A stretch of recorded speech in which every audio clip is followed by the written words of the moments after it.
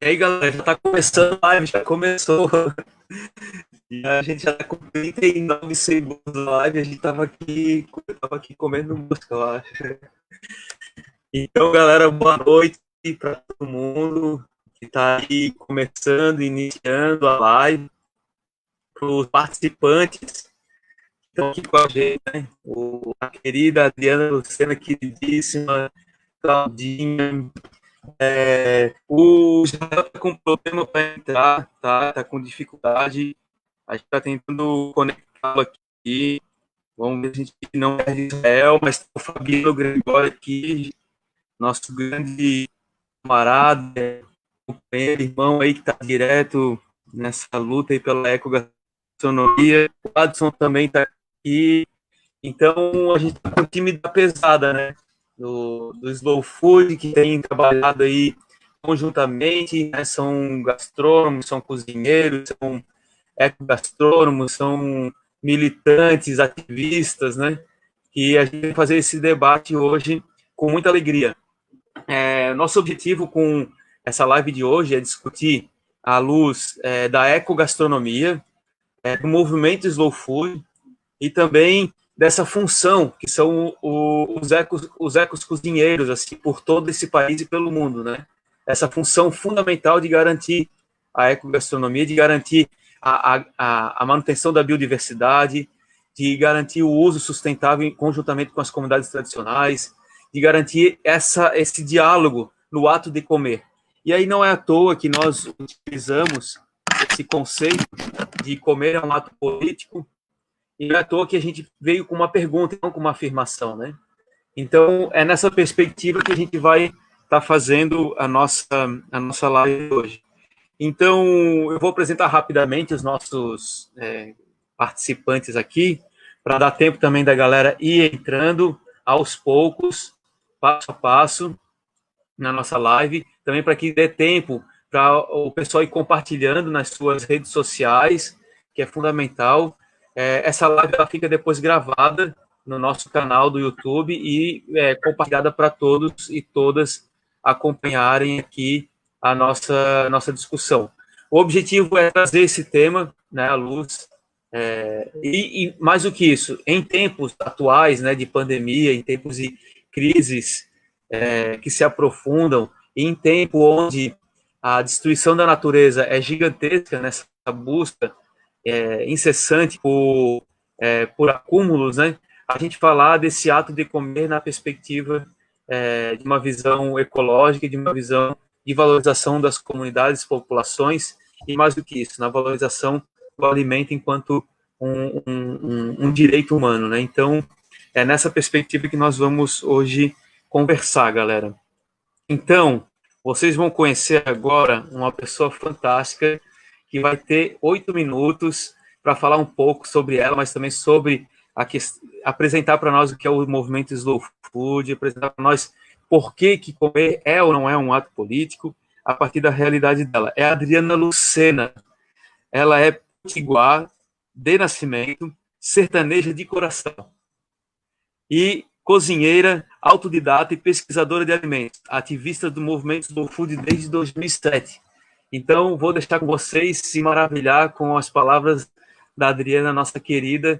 Por 8 minutos, ela vai estar contando para a gente o que é Slow Food e o que é essa função dela enquanto ecogastronomia. Tá contigo, Adriana, querida. Boa noite a todos. Muito obrigada, Marquito, pelo convite de vocês, por estar junto com esses companheiros maravilhosos de movimento. É uma honra e uma alegria, você que foi uma das minhas inspirações na entrada do movimento, né? Uma das coisas que mais me encantou quando eu entrei no movimento Slow Food foi o seu trabalho. Eu tenho muita alegria de estar hoje aqui junto com vocês. O movimento Slow Food nasce de um protesto em 1986, na Itália. O maior fast food do mundo estava se instalando uma praça famosíssima na Itália, e alguns gastrônomos resolveram fazer um protesto, né, contra essa aberração, na palavra deles, da chegada do fast food num dos lugares mais icônicos da comida tradicional italiana. A partir daí surge o manifesto Slow Food e o movimento ganha o mundo todo em busca da defesa dos alimentos em risco de extinção, da proteção da biodiversidade, das comunidades tradicionais que trabalham com os alimentos em risco de extinção e engajando nesse trabalho o cozinheiro, que é o intérprete dos alimentos das comunidades, né, dos alimentos em risco de extinção e da proteção da biodiversidade. Se isso não é um ato político, o que será? A integração do produtor que faz o seu trabalho todo baseado na preservação da cultura alimentar, na preservação da biodiversidade, integrando cozinheiros, integrando pesquisadores com isso, integrando outros ativistas dos mais diversos segmentos. Então, o Slow Food nasce com essa perspectiva de proteger os alimentos em risco de extinção e de engajar todos os atores, né, da cadeia alimentar em busca de um alimento bom, limpo e justo. Chega no Brasil o movimento, né? E a partir de então se forma uma rede que vai crescendo a cada ano de norte a sul do Brasil. Foi bom aí o resumo? Eu acho que deu aí. Vocês querem ouvir mais alguma coisa? Acho que foi um resumão, né? Acho que sim. A gente está aqui, não sei se está para todo mundo, espero que não, mas corta um pouco para nós. Não sei se é a questão da internet, né? Eu até estou esperando aqui ver se tem algum retorno aqui da galera. Mas já pedi para a galera que está ali no Facebook dar um retorno aí para nós. E também quem estiver ali já acompanhando, eu vi que tem umas 60 e poucas pessoas. Quem puder compartilhar para aumentar o alcance, também a gente agradece aí. Mas deu para entender, deu para compreender de onde surge o movimento Slow Food. E eu acho que é legal, Adriano, tu ainda tem um tempo, tens o teu tempo aí para mais 4 minutos, para tu falar um pouco de o que tem sido feito nesse trabalho em relação à ecogastronomia e o meio ambiente, né?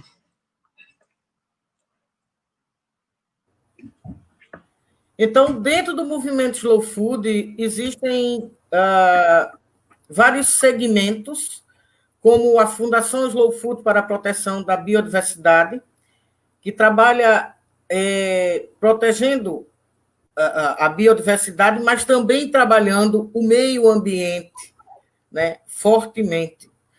E isso casa com o trabalho do cozinheiro, que utiliza os ingredientes desses núcleos,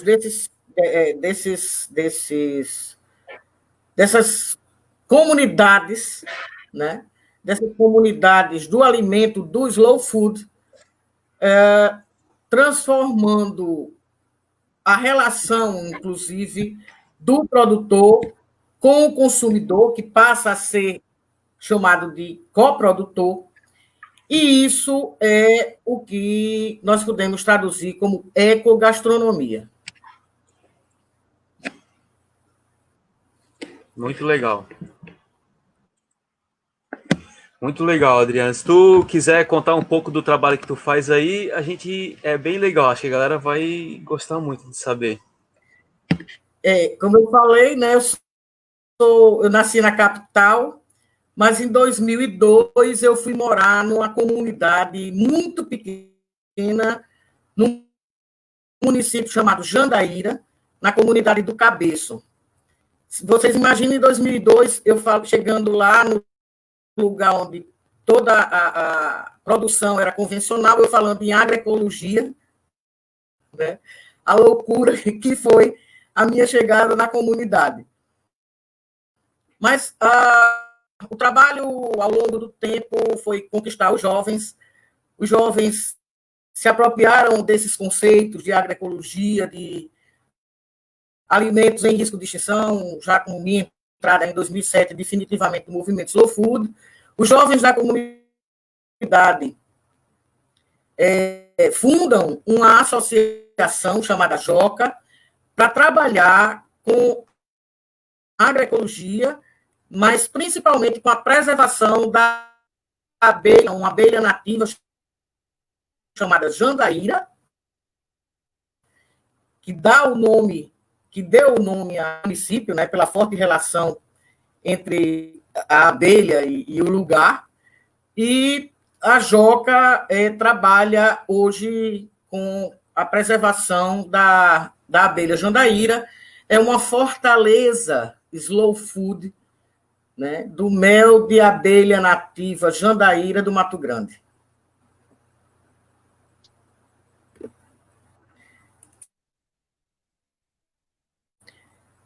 Acho que meu trabalho na comunidade sempre é mostrar,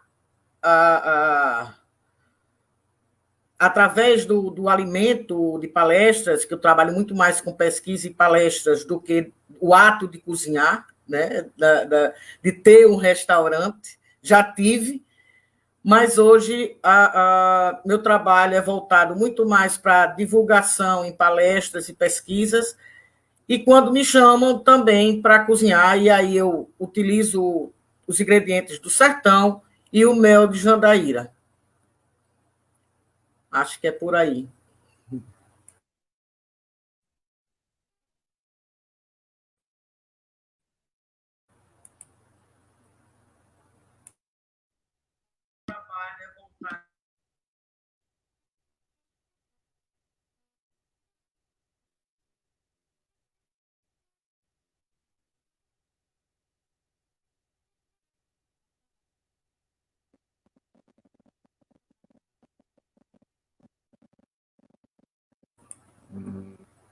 Gente, a impressão minha, o nosso colega Marquito acabou caindo, ficou off da live. O pessoal caiu. Falaram que minha voz estava picotando. Não sei aqui para mim. Ele deve estar retornando já. Eu não vou me delongar, que eu acredito que ele já está reconectando, mas é só para quem está nos assistindo, nos acompanhando. Deve ter sido algum probleminha técnico da conexão dele. Então, dentro de alguns minutos, ele já deve estar entrando de novo, mediando e dando sequência nesse papo aí que a gente está tendo. Adri, foi muito legal suas palavras. Eu achei bem interessante, você conseguiu pontuar bem o teu trabalho, muitos dos aspectos que a gente, como comunidade Slow, né, tão importante a gente estar contando para quem não tem tanto conhecimento, que o país, um país tão grande como o nosso, tem demografias e ecossistemas diferentes. E aí, aonde você está, é um dos mais ricos que a gente tem, né? Talvez o Fabiano possa já trazer, então, a aliança. Eu acho legal, Claudinha, até para a gente não perder a dinâmica, né? Eu acho que o Fabiano seria o próximo mesmo, pós a Adriana. Então, Fabiano, se você se sentir confortável e já quiser dar sequência, olha aí, ó, voltou com o nosso nobre mediador Marquito. Estou soltando a bola de novo para ele. Vai que é tua, Marquito. Alô, galera, caiu tudo? Foi isso? Impressão minha. Só você. Só você caiu. Oi? Ah, só eu caí. Mas o Gladys não segurou a peteca ali. Ah, o Gladys segurou, coisa linda. Então, galera, devo ter caído aqui, porque para mim parece que tudo caiu. Mas são coisas do uso dessas tecnologias, né? Então, a Adriana fez uma correlação lindíssima, assim, né, de um movimento que luta pela questão da preservação do patrimônio agroalimentar, e depois ela faz uma relação direta com o trabalho dela, de uma ativista que chega numa comunidade, e hoje essa comunidade, a partir disso, consegue se organizar e consegue ser uma referência, inclusive do ponto de vista de uma ecobiodiversidade, que é o mel e as abelhas jandaíra, né, que são as abelhas nativas que são importantes para a nossa biodiversidade, né. E eu vou passar a palavra agora para o Fabiano Gregório. O Fabiano foi o cara que botou pilha para acontecer essa live aqui, tá? Então, ele viu que a gente estava fazendo uma série de debates, né?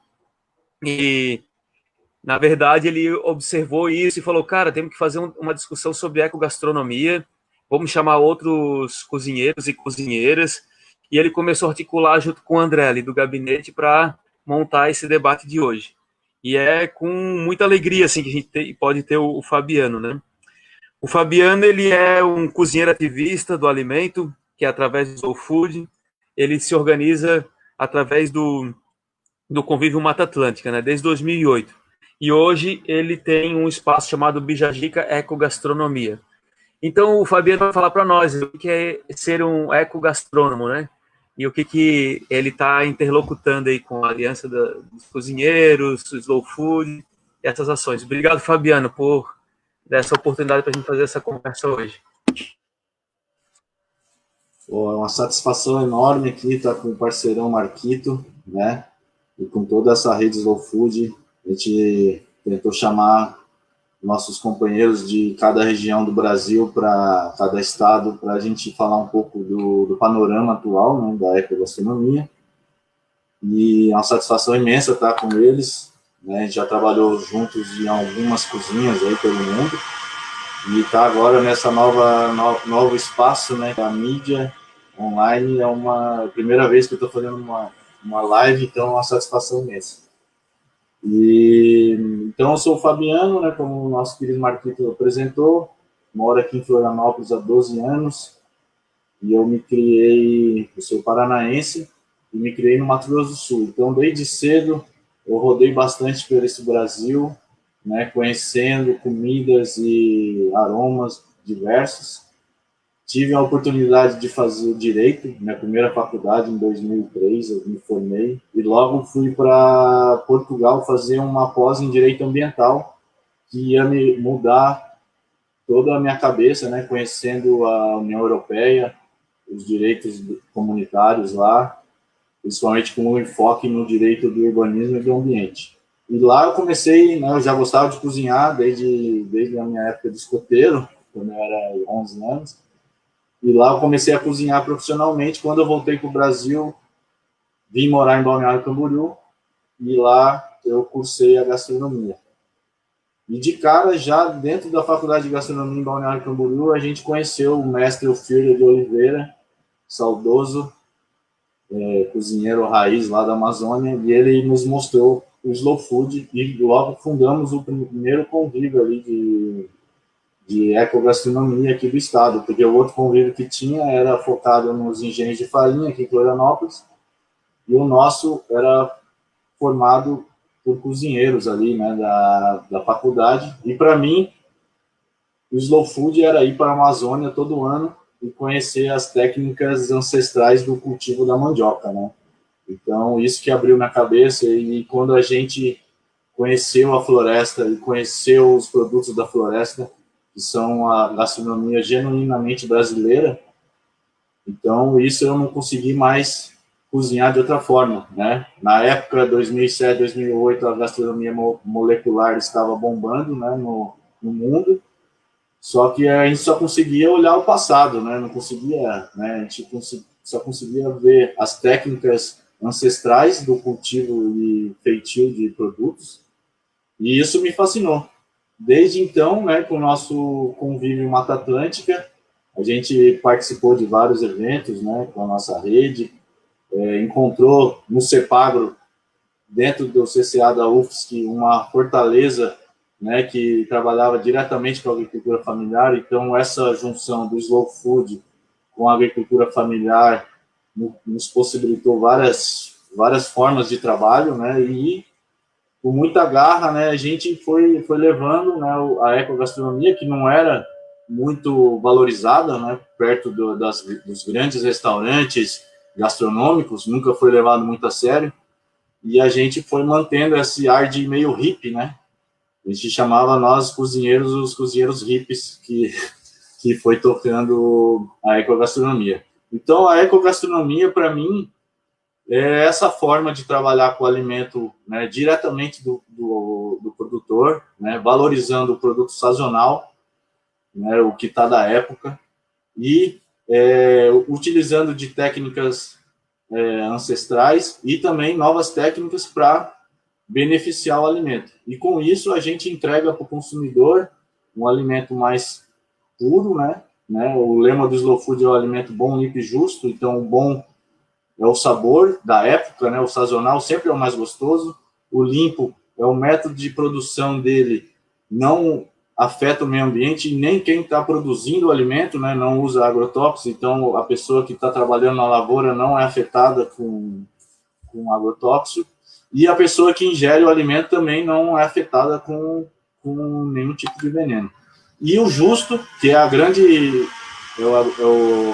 gargalo que a gente encontra hoje em dia, é a justa remuneração para o produtor que está no campo, né, para fazer esse alimento chegar nos grandes centros.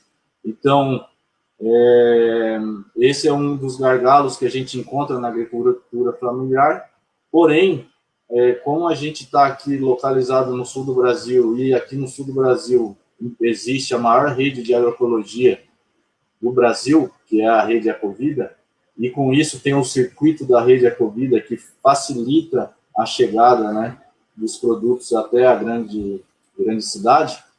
Para nós, foi um momento de fomentar essa rede para a gente ter o alimento da agroecologia no nosso restaurante. Atualmente, a Bijagica Ecogastronomia trabalha com todos os produtos da rede sazonal, né? A gente pertence à Aliança dos Cozinheiros Slow Food, que esse é um programa, né? A Aliança dos Cozinheiros, o Slow Food tem vários programas, né, que a gente faz parte. Um deles é a Aliança dos Cozinheiros, que é um manifesto que o cozinheiro ou o dono do restaurante se associa, né, e com isso a gente consegue articular produtos do Brasil inteiro e consegue também valorizar a agroecologia e os produtos sazonais. Então, para nós, aqui ficou um sistema de trabalhar com a ecogastronomia bem mais leve, né, que em outros lugares do Brasil, justamente por causa dessa tantos de produtos que a gente encontra aqui em Santa Catarina e no sul do Brasil, né? A gente tem produto aqui em Santa Catarina tanto do mar como da serra, né, como do oeste. Então, e quando falta alguma coisa, a gente consegue acessar produtos do Paraná e do Rio Grande do Sul. Fazendo o link, né, com o nosso tema, que comer é um ato político, com certeza comer é um ato político, porque quem define as políticas públicas são os consumidores, né? Então, o ato de comprar, quando o consumidor faz a compra de um alimento e ele, com esse ato, ele consegue delinear o mercado, para onde que o mercado vai produzir ou não. E, nessa época de pandemia que a gente se encontra, afloresceu bastante essa consciência, né, do produto local, né? Muitas pessoas que não se importavam e também não faziam conta como era importante fazer o consumo local, porque isso fortalece a economia, né, e também viabiliza o melhor preço para o produtor, sem atravessadores, né. Então, uma sacada do nosso convívio, logo que deu o bloqueio da gastronomia, né, como hotéis, vários setores foram atingidos. A gastronomia foi um setor que foi bem atingido, né, vários restaurantes, infelizmente, não estão suportando e estão acabando fechando as portas. E no nosso convívio, a gente levou a discussão, né, de como a gente poderia atuar, porque quando eu vi que fechou os restaurantes, todos os consumidores correram para os supermercados, né, grandes redes de supermercado. Daí a gente começou, em vez de o cara comprar a massa importada da Itália, que vem no mercado, por que ele não compra a nossa massa aqui? Que o cara é meu vizinho, ele mora perto do meu restaurante, então a gente começou a fazer uma lista de produtores artesanais aqui de Florianópolis, né, focalizado na geografia, né? Então, o consumidor, quando acessou essa playlist, vamos supor, ele sabia que ali no bairro dele teria um produtor de um certo alimento e ele não precisava ir até um supermercado e dar aquele voto de confiança para o produto industrial, e sim para o produto artesanal. Então, essa foi uma sacada rápida do nosso convívio que até foi externado a nível nacional. Então, também foi feita uma lista de produtores artesanais no Brasil, que você pode acessar através do Slow Food Brasil, e lá você consegue ter produtos para quem trabalha com restaurante ou para quem é consumidor final, você consegue saber onde que tem uma produção boa, limpa e justa ou não. Então, foi mais ou menos isso que a gente sentiu, né? E também conversando com nossos colegas, e também veio a ideia da live, foi justamente isso. Falar com nossos companheiros das regiões o que eles estavam fazendo para poder driblar essa crise, né? A gente sabe que essa crise vai demorar um pouco ainda, mas quanto mais a gente se fortalecer a rede, a gente vai conseguir passar, né? E conseguir enxergar um novo normal, né? Tanto a gente procura. Legal, Fabiano, muito legal. Tu trouxe uma discussão muito interessante, tu trouxe os princípios, né, que a Adriana já tinha colocado, que é o princípio do Slow Food, que é o bom, limpo e justo, né, e esse tripé que sustenta as relações, que dão uma sustentação nessa rede internacional que é o Slow Food, né, e a gente vai aprofundar um pouco mais nisso em seguida. A gente está aqui no esforço com Israel acho que ele deve estar com algum problema de conexão lá na casa dele, tomara que ele consiga estar presente aí na conversa, já tem gente esperando pela fala dele. E o Fabiano trouxe ainda essa questão de como ele hoje tem trabalhado, né? Como ele foi picado por esse bichinho do Slow Food, e no momento que quem estava estudando gastronomia estava vamos assim, delirando com as tecnologias novas, né? E como que esse trabalho que o próprio Ofir começou fazendo e que despertou na moçada a questão pela valorização do conhecimento tradicional e local, né? E o quanto que hoje o Bijagica ele é uma referência aqui para nós em vários campos, né? Desde os eventos, da relação com as comunidades dos alimentos, né? Então, muito legal. A gente vai voltar a fazer um novo ciclo, com certeza o Fabiano vai colocar essas questões. Agora, a gente vai passar para a Claudinha, tá, galera? A Cláudia Matos, ela é chefe de cozinha, proprietária do Espaço Zin, professora de ecogastronomia na Escola Schumacher Brasil, ativista do movimento Slow Food, co-criadora da Universidade das Quebradas, atua principalmente como terapeuta de nutrição holística, radiestesia e radiônica, é isso. E aí a Claudinha vai contar um pouco para nós, né, o que é essa relação dela com a ecogastronomia, e vai nos ajudar a responder se comer é um ato político, né, que a Adriana trouxe, o Fabiano trouxe, e agora está com a Claudinha. Está contigo, querida. Querido, que honra mesmo, né? Muito gostoso encontrar esses amigos.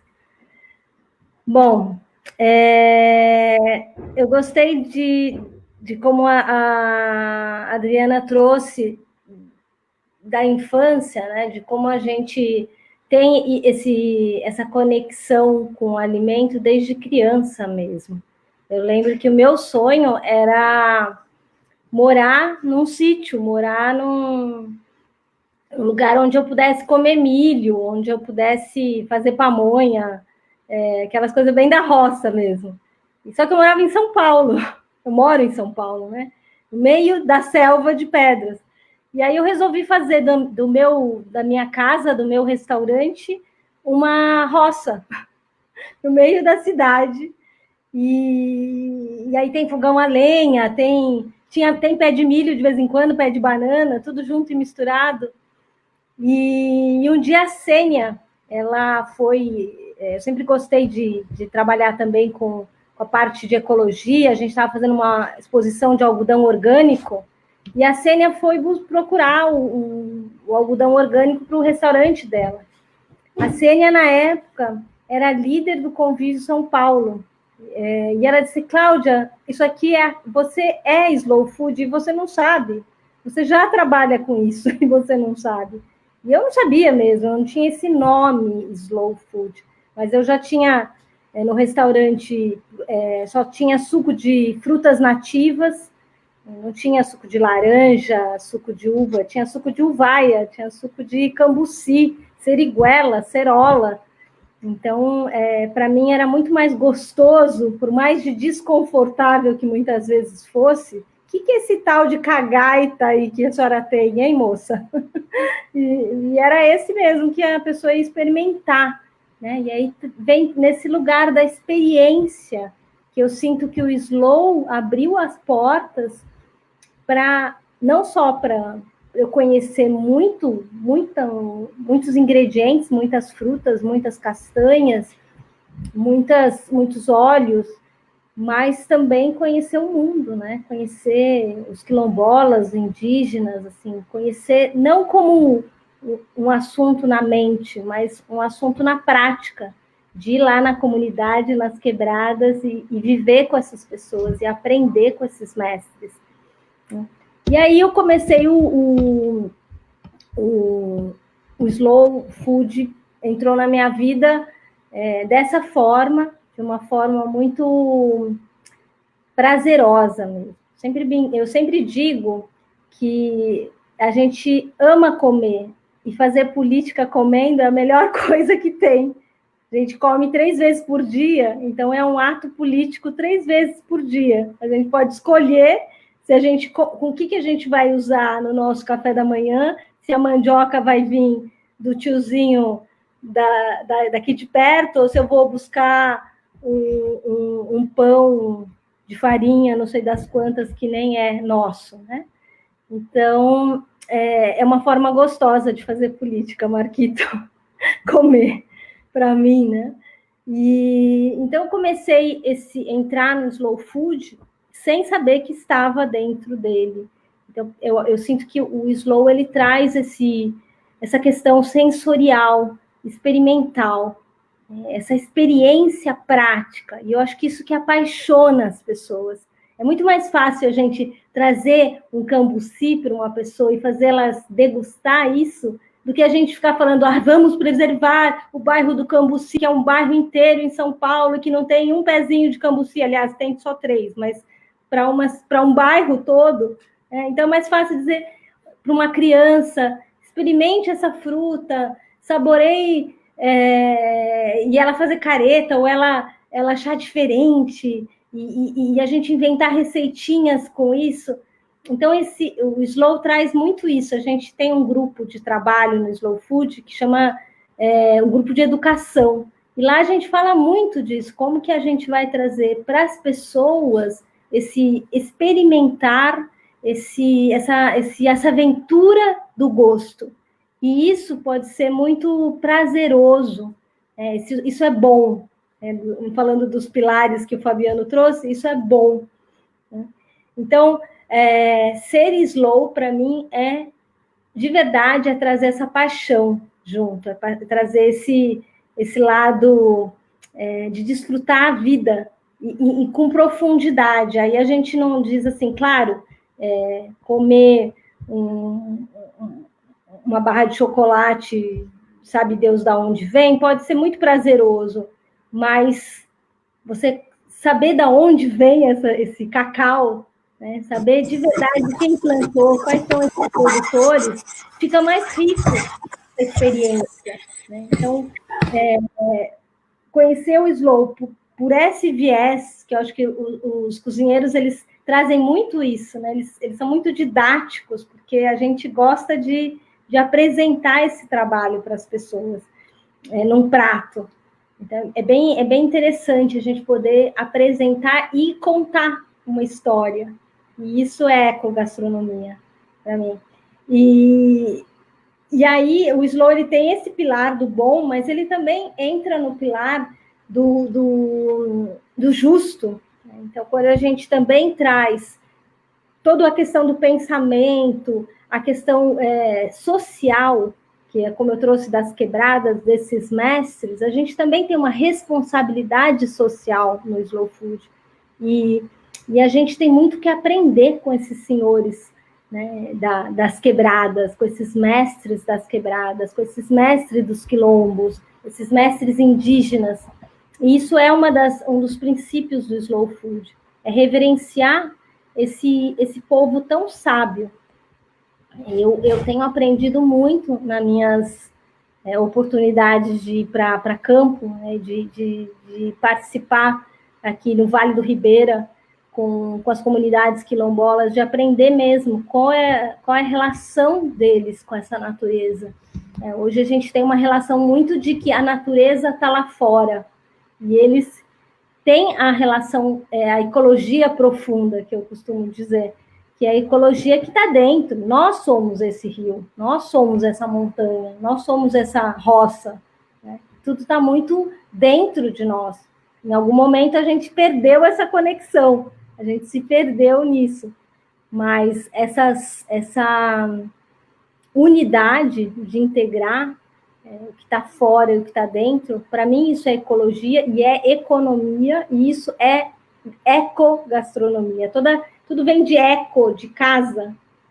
Satish, que é nosso mestre lá na escola Schumacher, ele fala muito desse eco, que é a nossa morada. E qual é essa morada? Essa morada é o nosso planeta, nossa Terra, nosso Gaia. Então, o ecogastrônomo, ele está muito ligado nessa natureza. Ele é essa natureza, ele se integra mesmo. E isso, para mim, também vem indo um pouco além do que a ecogastronomia, é como isso tudo está na nossa espiritualidade, né? Uma das questões que até o próprio Satish fala é que a gente se distanciou da nossa espiritualidade. Então, por isso que a gente não entende mais como é que está essa alma desse planeta, né? Então, acho que um ponto que para mim é muito importante, que é essa questão da alma, da espiritualidade, para a gente reconectar tudo isso. Para a gente não achar que realmente a natureza está fora.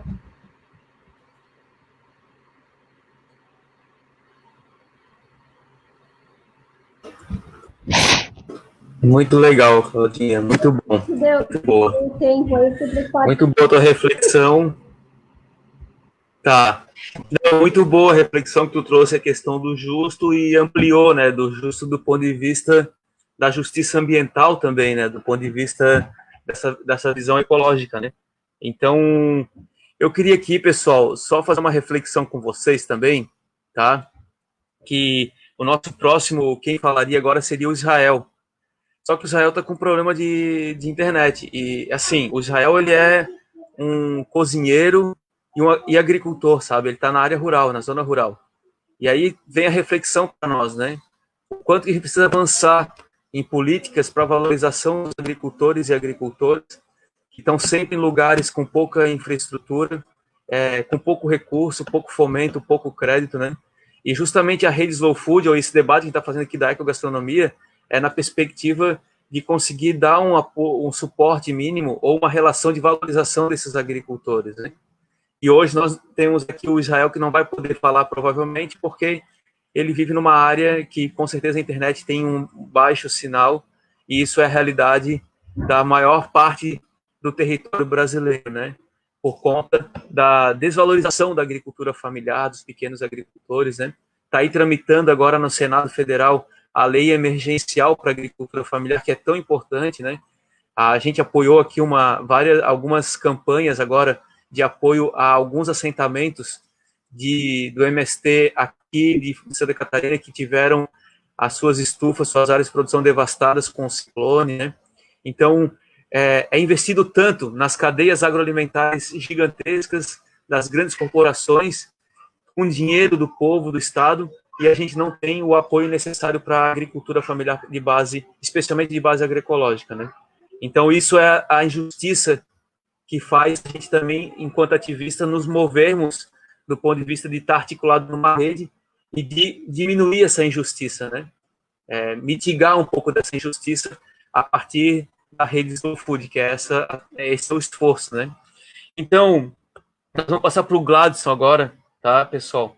Ele é cozinheiro, ativista político, do Slow Food, Coretuba, e consultor gastronômico e sócio fundador da Faber Food.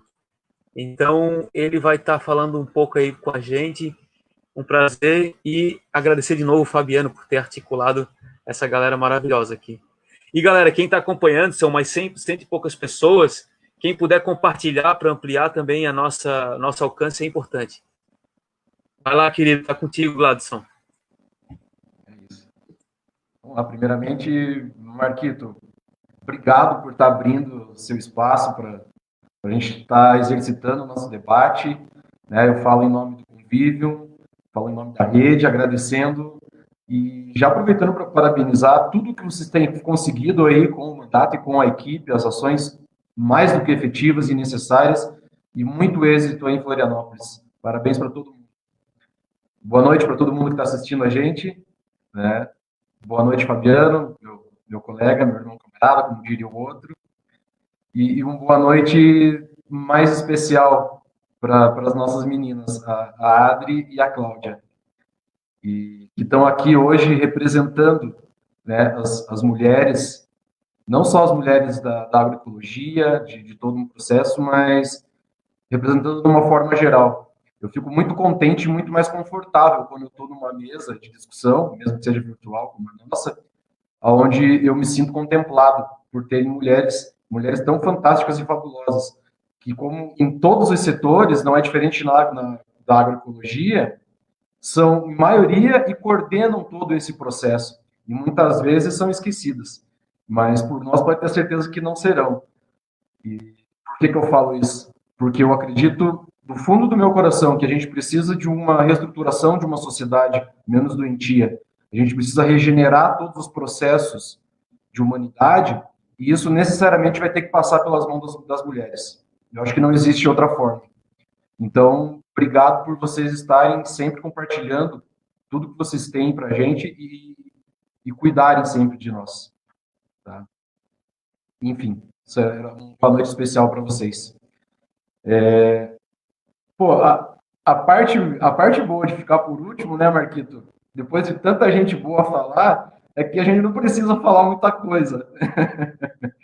Eu acho que a fala dos companheiros contempla muito bem tudo o que quem está inserido dentro desse processo imagina como reestruturação e como revolução dentro desse sentimento que a gente tem na proposta, né, de trabalhar com um viés alimentar para mudar o mundo. Porque é um pouco intangível, mas a gente precisa se recolocar como comunidade Slow Food, que talvez o nosso real dever seja mudar o mundo pelo viés do alimento, né? Escancarar isso, deixar isso bem claro para todo mundo. E talvez isso, de alguma forma, responda a nossa pergunta, né? Se comer é um ato político ou não. Se a gente pensar que tudo é um ato político, por que comer não seria um ato político? Né?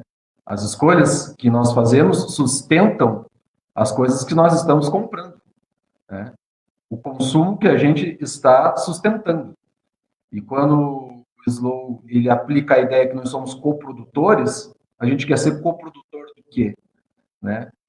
Do bom, do limpo, do justo, ou ser o coprodutor de uma ideia que a gente já viu, né, por muitos anos aí dentro dessa questão alimentar que não deu certo, que inicia lá atrás, lá na crise do petróleo e vem, enfim, sofrendo escárnios e muito em cima de escambo, em cima de canetada, em cima de política pública. Então, a gente vai querer sustentar esse modelo? Não, a gente não quer sustentar esse modelo. Né? A gente vive num país hoje com uma biodiversidade fantástica, maravilhosa, que é o nosso, mas que 70% do que a gente produz de exportação é commodity, de soja.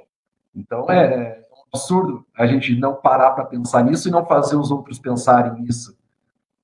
Então, eu acredito que a gente precisa, sim, olhar muito mais e deve se recolocar muito mais dentro das câmeras, assim como o nosso Marquito está, dentro das assembleias, como eu tenho o nosso colega aqui, o Goura, né? Porque é a partir desse meio da política pública, né, um incentivo, um projeto de lei, com suporte, como já foi muito bem pontuado por vocês, e agora na última fala do Marquito, para o pequeno produtor e para a agricultura familiar. Que essa é a forma da gente legitimar todo um trabalho e uma constância que a gente precisa ter numa evolução efetiva na política pública. Porque diferente disso a gente não vai conseguir. Infelizmente, a gente sabe disso. A luta contra o lobby do agro, né, do agro que mata, ela está dentro desse setor. E é esse setor que a gente tem que começar a ocupar. E começar a ocupar de que forma? Da forma que a gente sempre veio desenvolvendo, com muita capacitação técnica, com muita academia, mas sem esquecer do campo. Porque é muito importante, e a gente sempre está frisando, quem são os principais responsáveis, quem que sustenta toda a pirâmide, toda a cadeia, ela começa em algum lugar, gente. E quem que sustenta essa cadeia do alimento é quem produz. Se a gente não consegue dar um suporte mínimo, né, adequado para quem produz, é o que a gente vem discutindo há milhões de anos, pedindo reforma agrária. Se o campo não plantar, a cidade não vai jantar. Então, pensar em toda essa reestruturação por meios de trabalhos como o Marquito vem fazendo, como o Bora vem fazendo, como tantos outros estão colocando dentro de vários pontos, para que as regiões melhorem. E o nosso papel, ao meu ver, como cozinheiros hoje, digo cozinheiros porque a gente é só uma ferramenta dentro de um processo da cadeia do alimento, é facilitar isso. Eu acho que a nossa função é se tornar os facilitadores. Talvez a ponte, a conexão do justo do campo e a cidade, né? Ser menos chefe de cozinha e ser mais cozinheiro, né? Ser mais humano, começar a dar mais o palco e a visibilidade para quem merece, porque dentro de todo o processo existe muita ruptura, e essas rupturas de comunicação muitas vezes elas atrapalham mais do que ajudam. E isso é uma crítica muito pontual que eu tenho justamente para os grandes centros, onde houve uma apropriação indevida de um discurso de camponeses, de pequenos produtores, e, enfim, de quem planta em horta urbana e toda a pequena cadeia do alimento, que ela foi engolida e absorvida por um projeto de venda de uma profissão que chama-se chefe de cozinha. E essa profissão ela não existe. Chefe é um cargo. A profissão é cozinheiro. E é muito importante a gente falar isso. A gente tem que tomar muito cuidado com essas rupturas, porque essas rupturas elas podem causar um problema e uma reação em cadeia que vira um efeito dominó que a gente não controla mais. E aí é mais problema para quem está inserido dentro de um processo regenerativo, como o Slow Food, para tentar resolver. Então, eu acho que é um pouco isso. Eu queria falar um pouco mais do Slow, acho que não precisa, acho que está muito bem sintetizado por todo mundo. É só um pitaco, uma forma de tentar interagir e colaborar um pouco no debate aqui. E é basicamente isso. Estamos aí, Marquito, mais uma vez, obrigado, né? Jogo de novo para você, qualquer coisa é só perguntar de novo. Muito legal, Gladson, demais. O pessoal está colocando aqui, ó, a Lígia, ela está sempre apoiando aí e colocando os links de vocês, tá? Então ela colocou aqui um pouquinho lá do Slow Food de Coré, né? Coreituba. E tá sempre linkando ali com as perguntas para auxiliar o pessoal.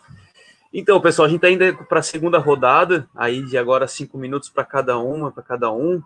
Mas antes de abrir para essa segunda rodada, surgiu uma pergunta ali, Fabiano, eu vou abrir um parênteses aqui entre eu e tu, que o pessoal de Floripa perguntou para nós, onde que pode encontrar esses produtos do Slow Food, ou essas comunidades, né, os presídios, né, as comunidades do alimento. Então, a gente passou uma lista agora, o André publicou lá no chat, Depois a Claudinha vai falar também um pouco, né, dessa onde que as pessoas podem acessar.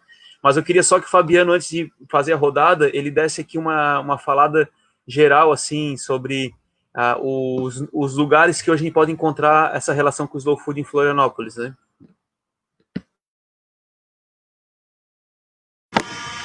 Maravilha, Marquito. Ótima pergunta. Isso significa que a galera está antenada e ficou querendo degustar os produtos da nossa rede, né? Então,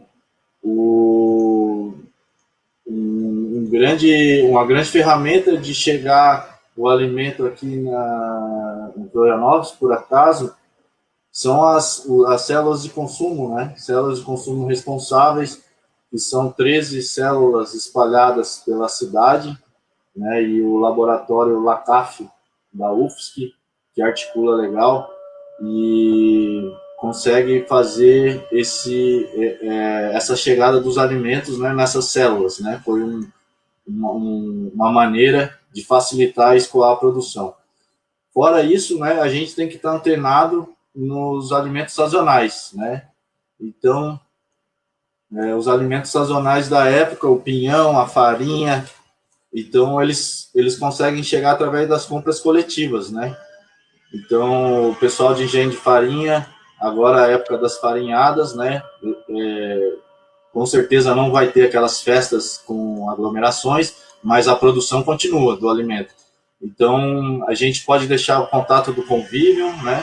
Através do gabinete do Marquito, para poder acessar esses núcleos de produção. E também a gente, como a rede Slow Food é uma rede bem fortalecida hoje em dia, a gente consegue acessar outros núcleos de produção no Cerrado, na Caatinga, na Bahia. Então, no ano passado, através do Tipiti, que é uma empresa que trabalha com comercialização, a gente conseguiu acessar produto do Cerrado, conseguiu acessar produto da Caatinga, e com isso fazer as compras coletivas, né? Então, através da compra coletiva a gente consegue, e também em Florianópolis floresceu bastante os empórios orgânicos e naturais, então eles estão também acessando os produtos, né? Então você consegue um leque de produtos através desses empórios, né? Então, quem quiser saber mais informações, a gente pode fazer em off, né? Onde que tá os produtos, e viajar, né? E viajar, quem tiver a oportunidade de viajar aqui no entorno,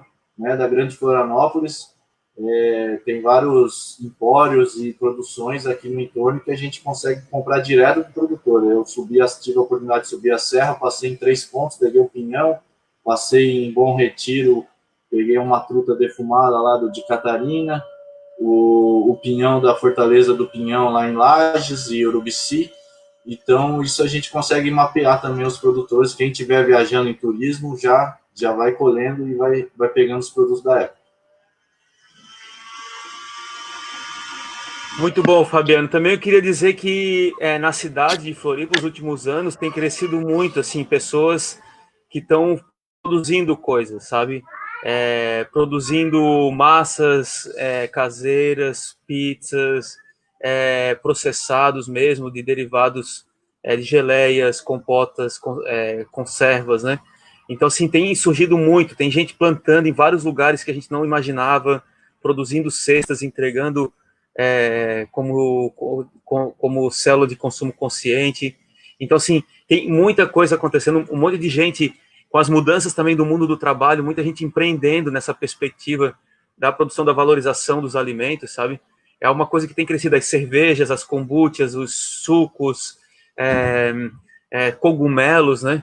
E isso é pouco valorizado do ponto de vista da política pública, né? Por isso a gente está falando que a ecogastronomia e a defesa do meio ambiente, elas deveriam estar hoje, inclusive como diretrizes para essa mudança de paradigma que o mundo necessita, senão a gente vai viver a vida inteira nesse estado que a gente está, sabe, de crise sanitária profunda, né? Então, eu queria dizer que Floripa tem, o Fabiano destacou, tem uma lista que a gente aglutinou essas listas todas que saíram em Floripa, e tem uma lista que concentrou essas possibilidades de compras direto de casa nesse período, né? Então, obrigado, Fabiano. E mais uma coisa também é através do selo arte, né, que ficou meio parado no mapa, né, essas políticas públicas de legalização dos produtos artesanais está engatinhando ainda, né, então, às vezes as pessoas ficam com receio de comprar um produto direto do produtor, porque não tem a legalização correta, então isso tudo está sendo trabalhado pouco a pouco, né, então acredito que em um futuro próximo a gente vai poder ter esses produtos com mais divulgação, né, e legalizados chegando até nós. E as frutas também, a gente esqueceu de falar, as frutas nativas aqui, né, tanto o butiá, o açaí Jussara, que tá na época do açaí Jussara, então quem gosta de um açaizinho, dê preferência para o açaí Jussara, que tem vários produtores alternativos aí, né, distribuindo os açaís.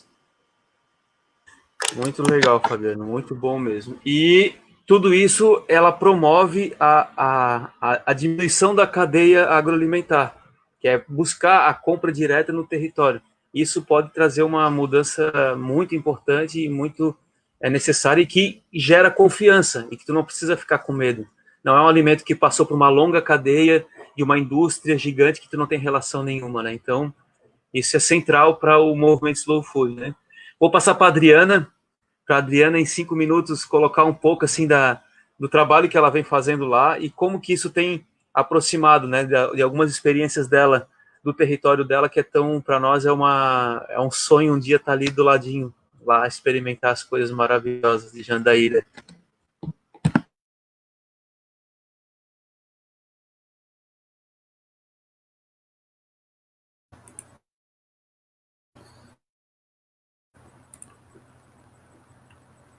Tô sem som, voltou o som? Tá tudo ok? Agora sim, pode falar. Uhum. Eu só gostaria de dizer uma coisa antes de começar nessa provocação de Marquito, é que, para quem não sabe, eu sou gêmea de Fabiano, com diferença de 20 anos de idade, mas nós somos gêmeos, certo? Nascemos no mesmo dia, no mesmo mês, com 20 anos de diferença, mas somos gêmeos. Né? Fizemos direito, mestrado em Portugal.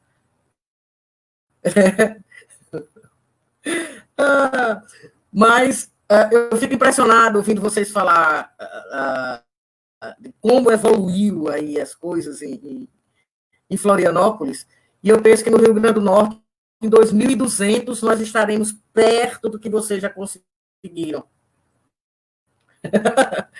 As coisas aqui são mais complicadas para acontecerem, principalmente no âmbito de políticas públicas.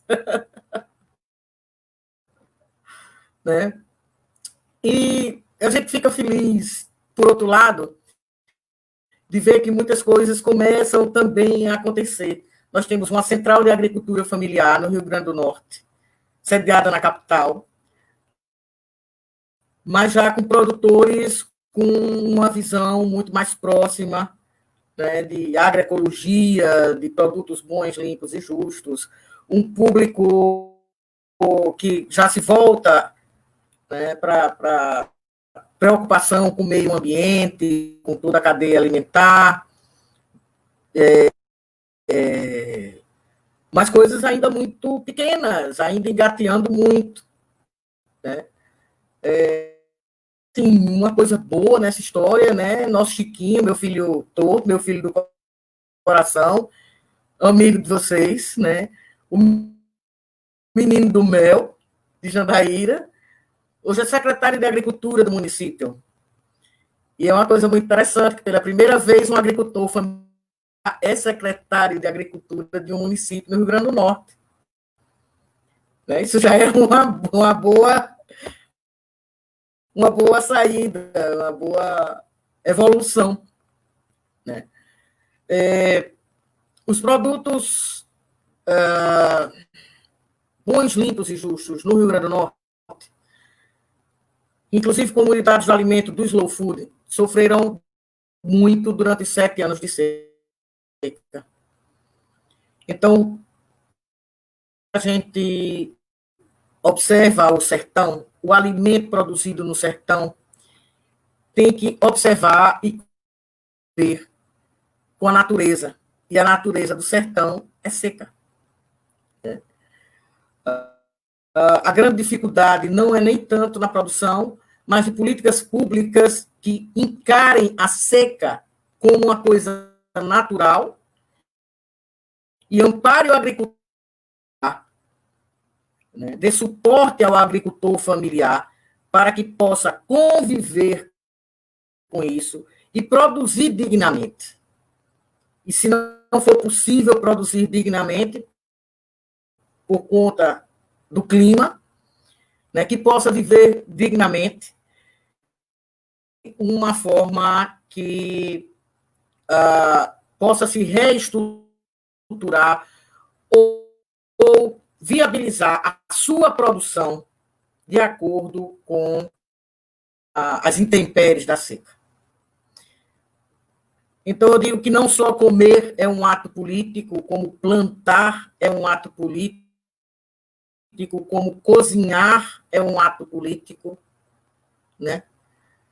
E tudo isso e está intimamente ligado no ato de votar. Era isso que eu tinha para dizer para vocês agora, nesse momento. Muito obrigado, Adriana, querida. Sensacional. A gente está aqui vibrando aqui com a tua... É fundamental, e tu contar essa história aí do nosso menino das abelhinhas e do mel, né? Eu tenho acompanhado, a gente tem trocado ali pelas redes sociais às vezes, e é sensacional ver isso, porque dá significado.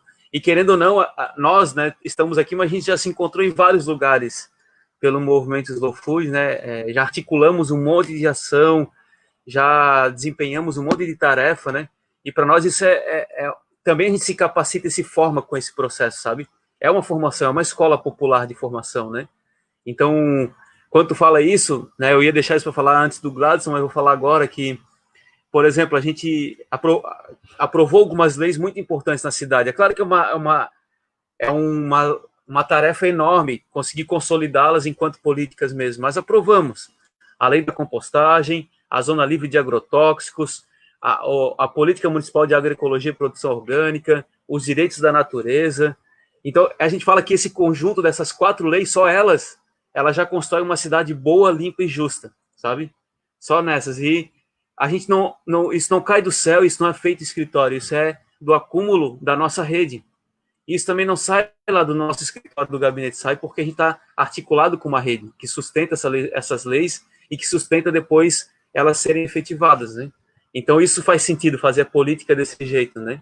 E por isso que eu acho que não é só comer um ato político, é plantar, cozinhar, se articular, construir relações de confiança, né? Então, é isso. Que bom que estás aqui com a gente, querida. O Israel tá pedindo 1000 desculpas, tá? Ele mandou mensagem que não tem jeito, a internet na área rural não aguentou, não foi suficiente. E fica aqui essa questão, né? Que é a questão que vivem os jovens na área rural, né? E a gente precisa de política pública que consiga dar condições básicas, né? Para estabelecer a vida e manter uma relação de proximidade, né? Nessa vida também na zona rural.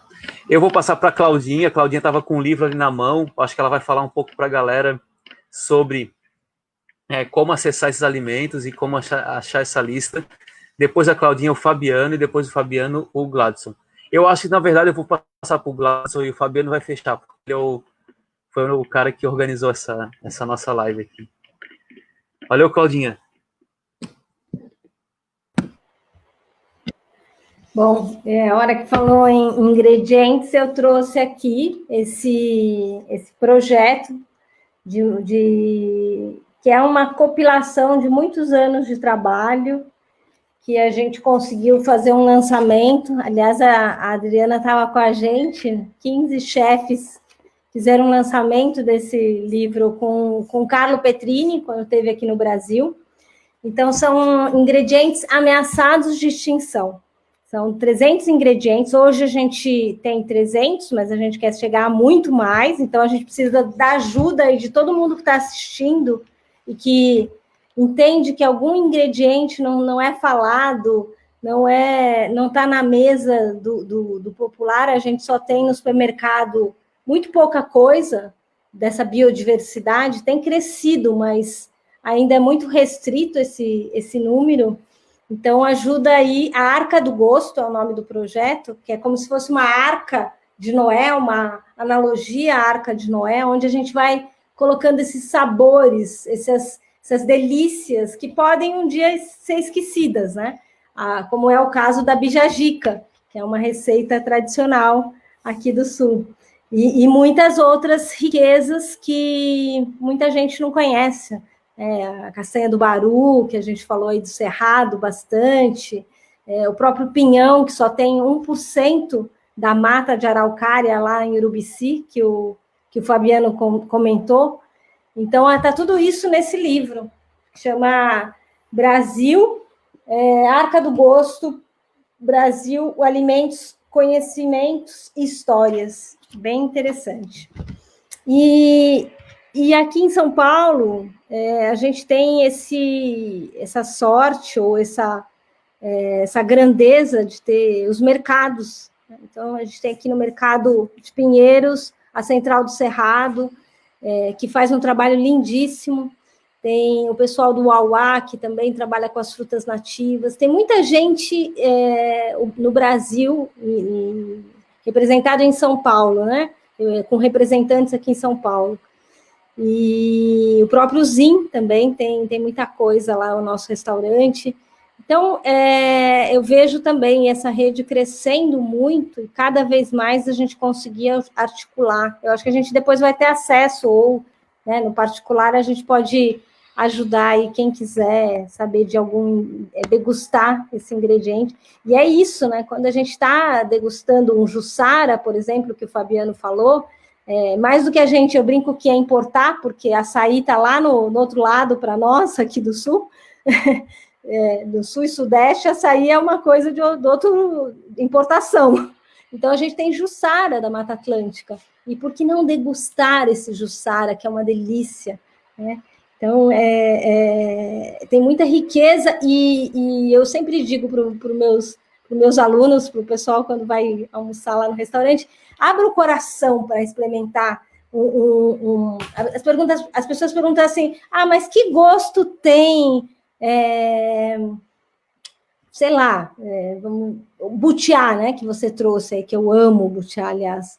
Falo, ele tem gosto de butiá. É muito difícil a gente falar, vai ter gosto de laranja, vai ter gosto de mexerica, né? Então, abrir o coração mesmo para experimentar essa riqueza. Muita gente vem de fora nos festivais que a gente faz aí dos chefes chiquetê, como a gente brinca, e eles choram diante da nossa riqueza, né? A gente está falando de 300 ingredientes aqui que a gente conseguiu catalogar. Imagina a imensidão que tem lá fora. Então, como eu falei, um dos prazeres é esse, se abrir e experimentar. E outro é ir conhecer esses lugares, como o Fabiano trouxe mesmo. Aqui em São Paulo, a gente tem as quebradas, que tem riquezas enormes. Eu tive a oportunidade de trabalhar junto com as mulheres do Gal, que era um lugar onde era um lixão. Não sei se você conhece, Marquito, incrível, tem que conhecer seu destino, próximo destino obrigatório. As mulheres do Gal são umas mulheres porreta nordestina que fizeram do lixão um projeto de catarinas, que elas chamam. Elas não fazem catering, elas fazem a catarina. São lindas mulheres, elas cozinham, fizeram uma agroecologia ali, elas transformaram o lixo em luxo, com um ambiente agroecológico. Bem bonito esse processo. E aí foi tão incrível que eu levei uma aluna para conhecer uma menina do outro lado da ponte, que a gente brinca, né?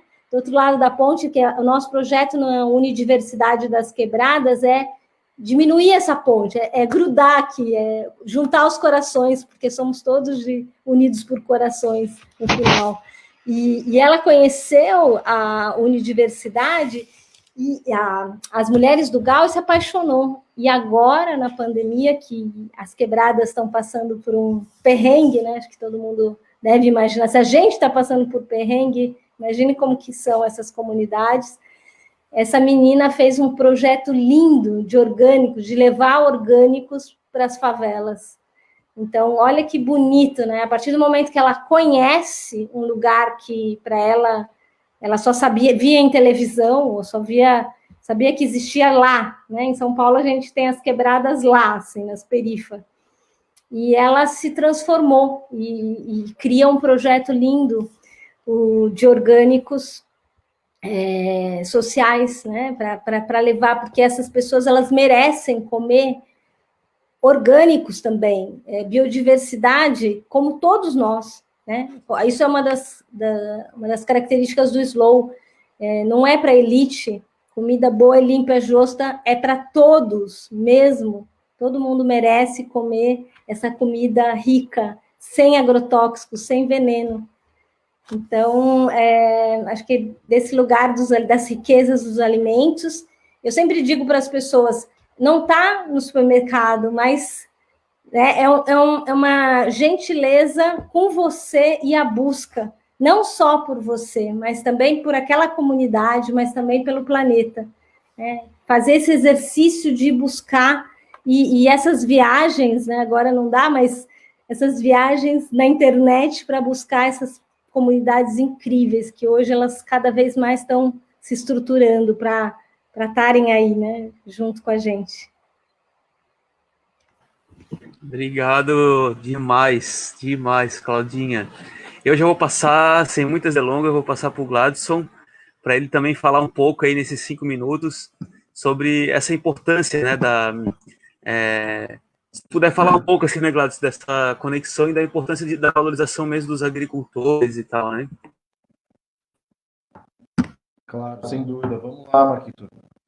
Cara, gostei muito do que a Claudinha falou e eu vou tentar seguir o fio, tentar criar uma correlação dentro do processo dos ingredientes e dos agricultores, dessa valorização, e criar mais um ponto de interrogação na cabeça de quem está assistindo, que eu acho que o nosso dever muito é perguntar, indagar e deixar que as pessoas vão atrás do que elas querem buscar de conhecimento. Inclusive, esse livro da Arca, eu acho que quem se sentir interessado, acho que a Lígia deve estar assistindo, possivelmente ela saiba falar melhor do que eu como que faz para adquirir ele. Vale muito a pena, acho que vocês deveriam adquiri-lo. É um catálogo fantástico sobre a nossa biodiversidade, um mapeamento só de alguns dos fantásticos produtos que a gente tem aqui no nosso país.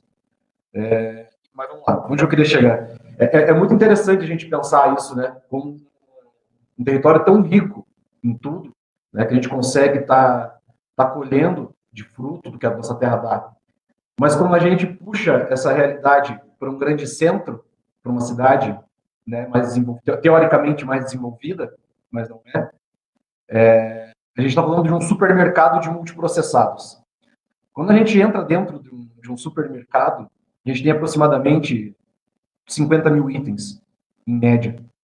80% desses itens, eles vão estar consignados em soja, milho e arroz.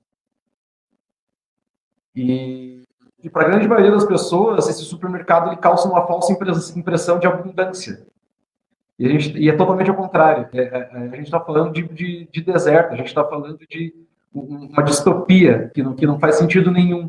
Né? Você ter um quantitativo tão grande desses 3 grãos muito mal distribuídos e multiprocessados. Sendo que a gente tem uma capacidade muito maior de entender. E aí, quando a gente quer comprar algum outro tipo de alimento, por exemplo, vamos falar do bom e velho feijão, né, do feijão e arroz brasileiro. A gente não vai encontrar mais que 3 tipos de feijão na gôndola de um supermercado. A gente não encontra.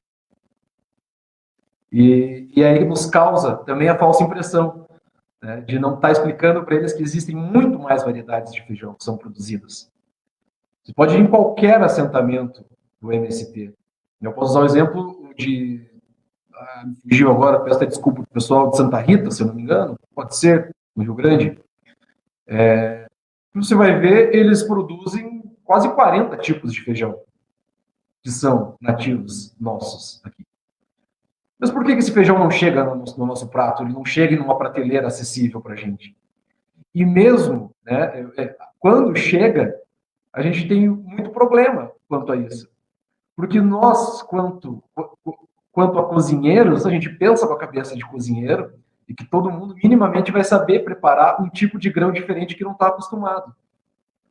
Então, muitas das vezes, o cozinheiro ele precisa dar um passinho atrás e repensar algumas fórmulas de como se interlocutar, de como se colocar para esse consumidor, para esse coprodutor, para que ele deixe de ser consumidor. Então, a academia de cozinheiro ela não te prepara para isso.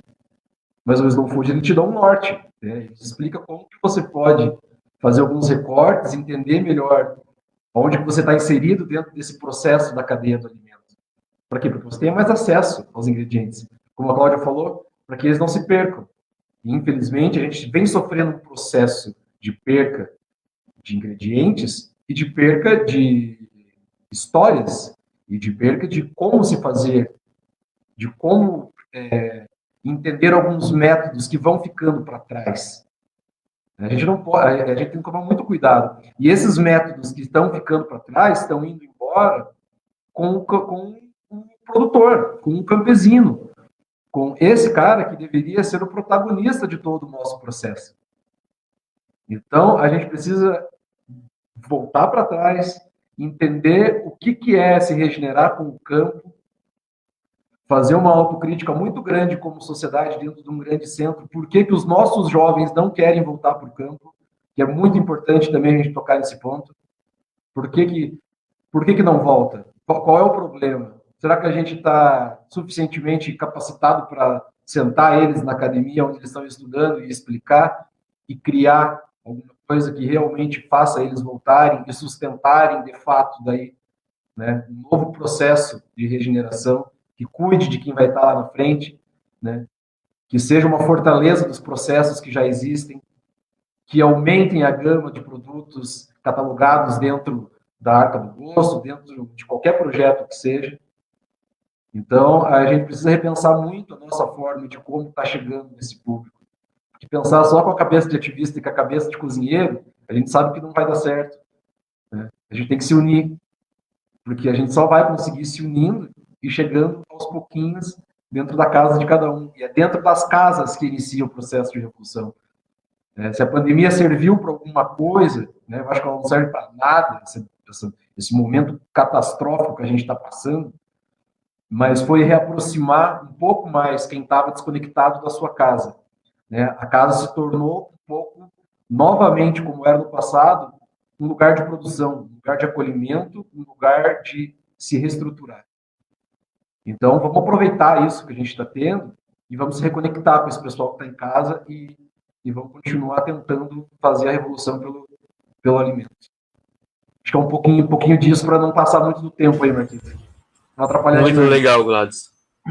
Não, muito bom que tu trouxe essa base central, que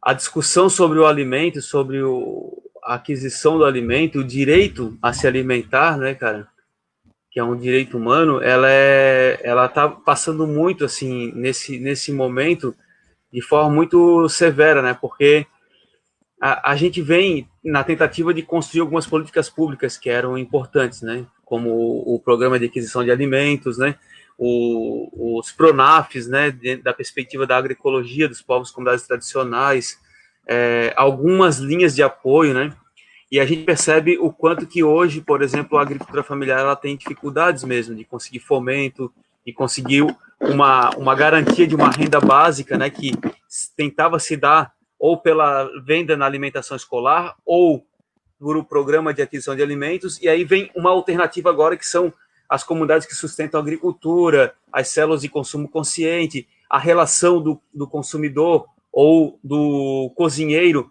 com o agricultor para uma aquisição de alimentos garantida, né? Então eu vejo também que esse movimento ativista, ele é importante porque ele vai abrindo caminhos, né? E vai mostrando saídas. A gente quer que esses movimentos eles se transformem em políticas públicas, porque a gente quer que o Estado, que é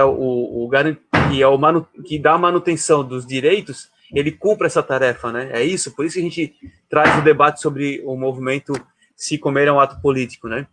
E, querendo ou não, a gente está aqui falando de garantias de aproximação das cadeias agroalimentares, né? E tudo que vocês falaram foi nisso, ó, na manutenção da biodiversidade, das populações tradicionais, do campesinato, que é a forma de reproduzir a vida a partir da agricultura, né? E de dar essas oportunidades. E nesse momento de pandemia, que o Fabiano trouxe muito, também como que acessar e como que aproveitar ou estar nesse momento apoiando e dando condições para esses que estão próximos da gente, agricultores, cozinheiros, pessoas que estão, a partir da comida, a partir do alimento, também se reinventando, né?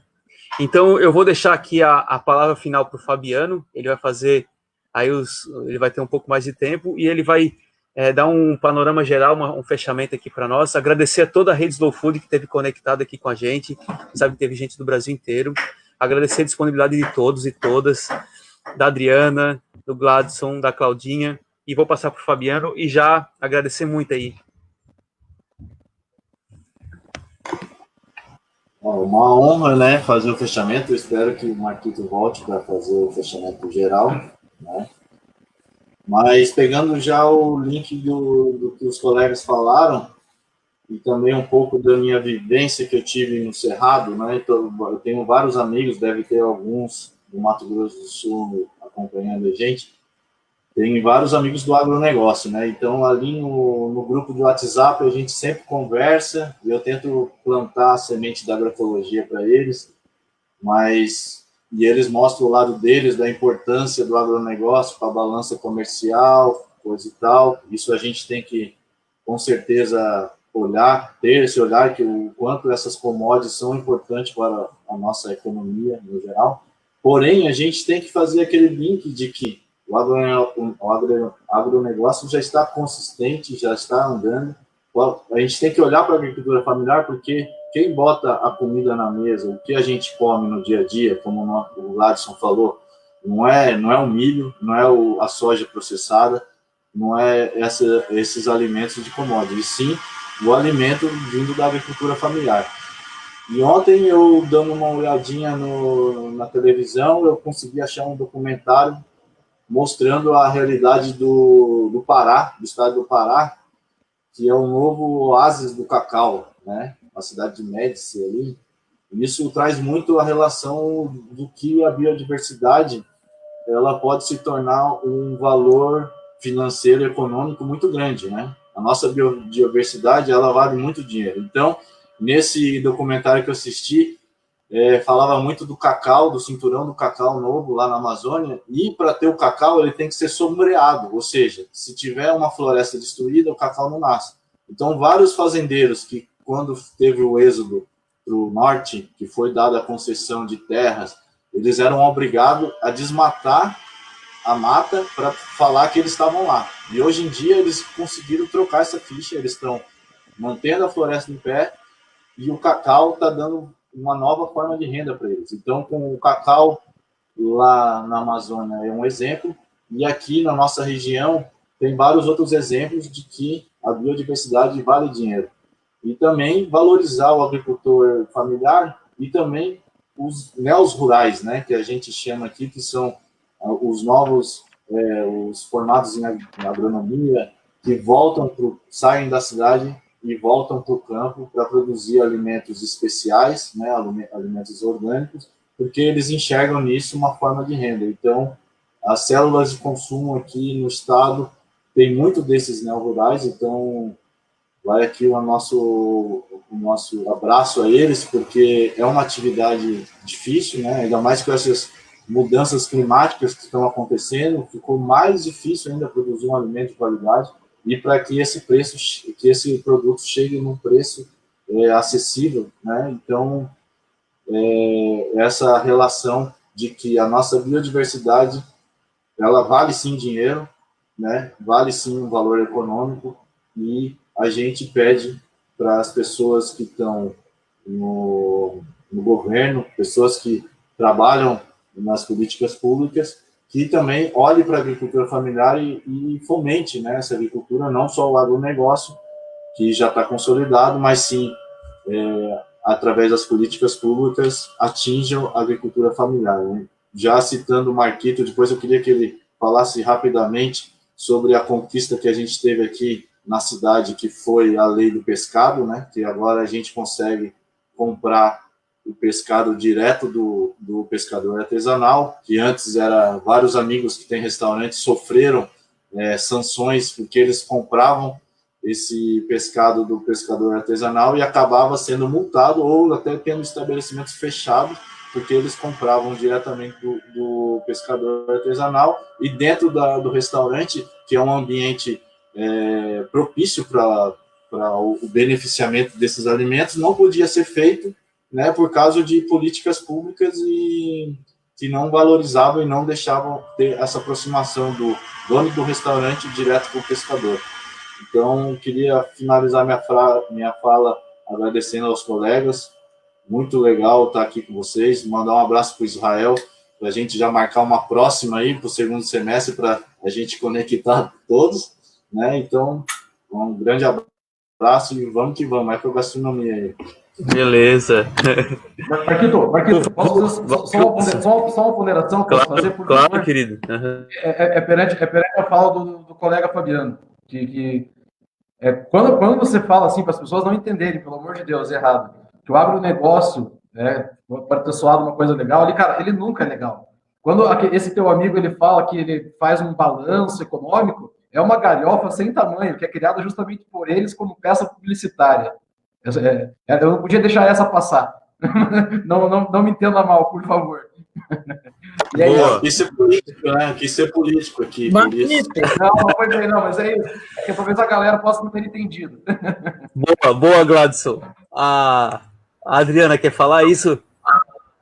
Marquito, só claro, um pouquinho, muito pequenininho. Por favor. Gostaria só de levantar uma questão que as pessoas, que todos pensem, que as políticas públicas no Brasil nunca chegarão a um patamar feito para alcançar, inclusive, a agricultura familiar, enquanto esse país não tiver uma política agrícola. O Brasil não sabe ainda sequer o que é uma política agrícola. Certo? Então, é uma coisa para se pensar e começar a se questionar o que é uma política agrícola.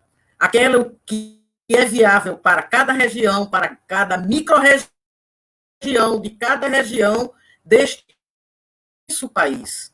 E não colocar todas as políticas públicas num balaio de gato só, achando que o dinheiro que vai para a soja,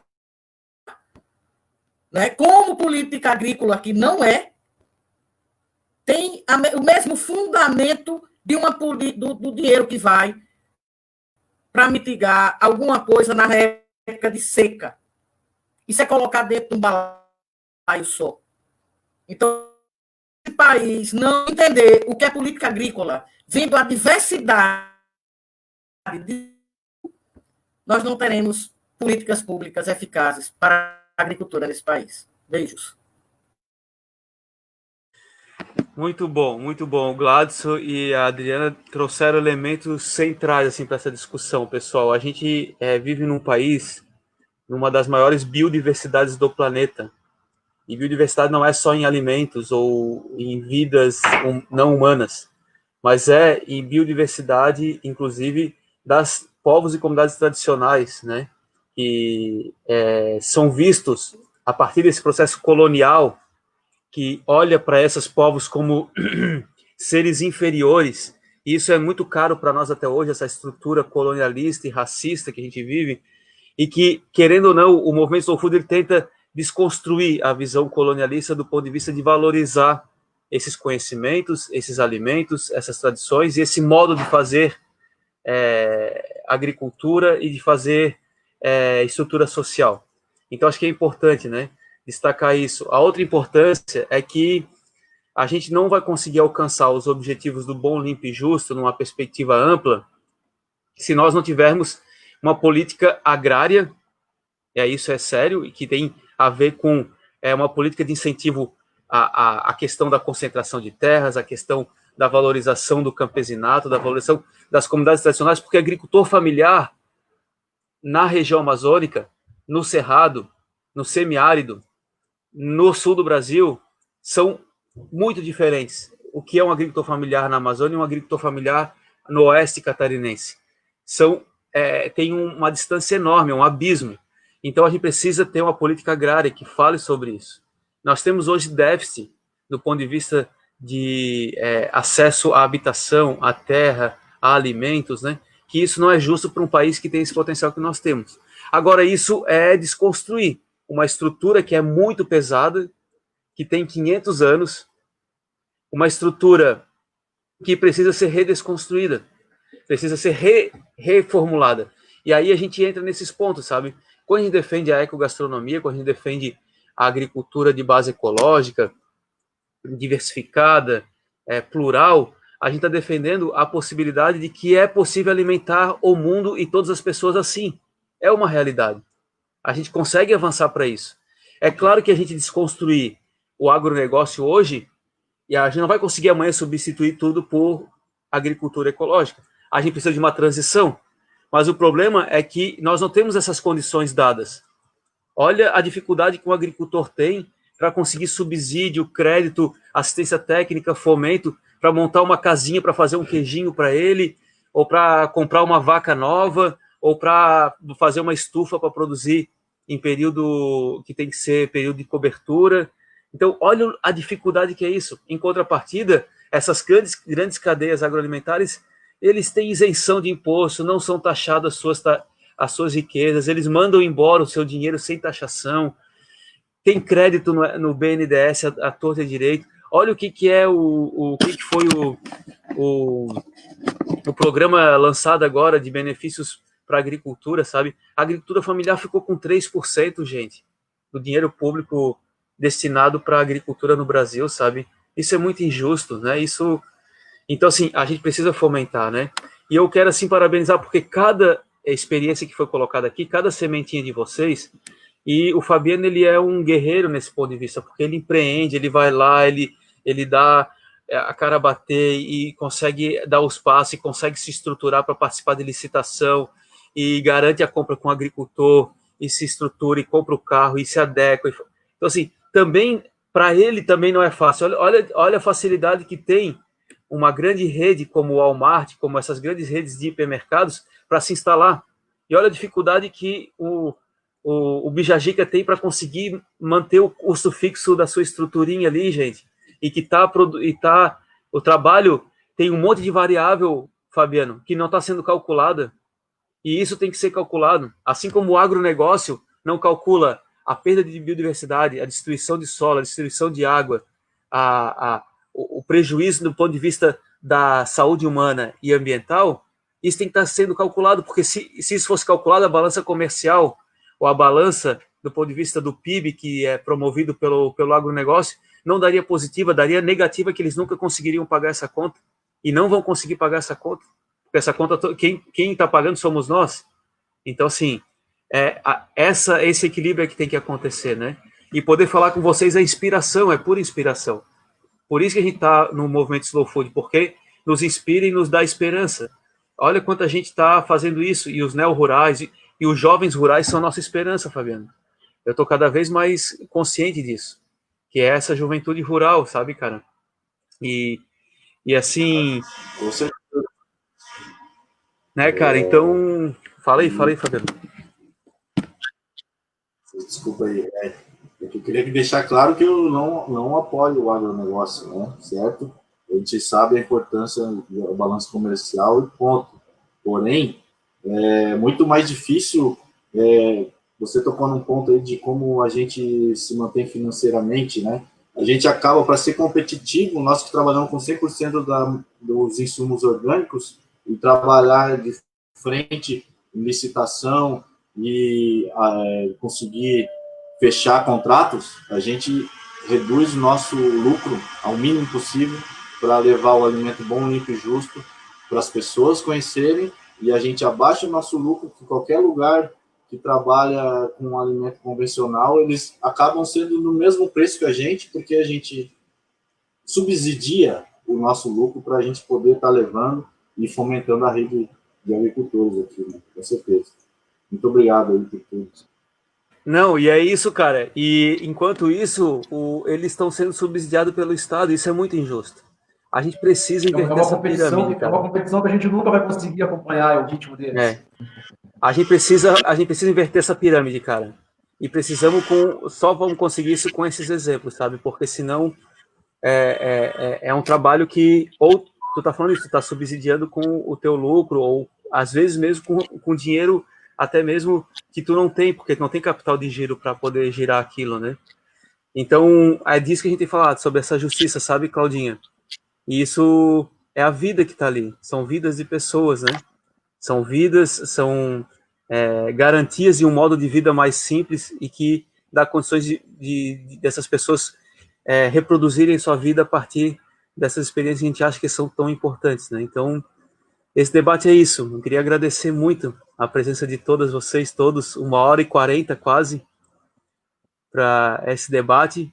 E vamos ter que fazer outra. O Fabiano já deixou a letra, vamos ter que fazer outra. Beleza? Boa. Valeu, galera. Até a próxima aí. Tamo junto. Fora o Bolsonaro lá, ó.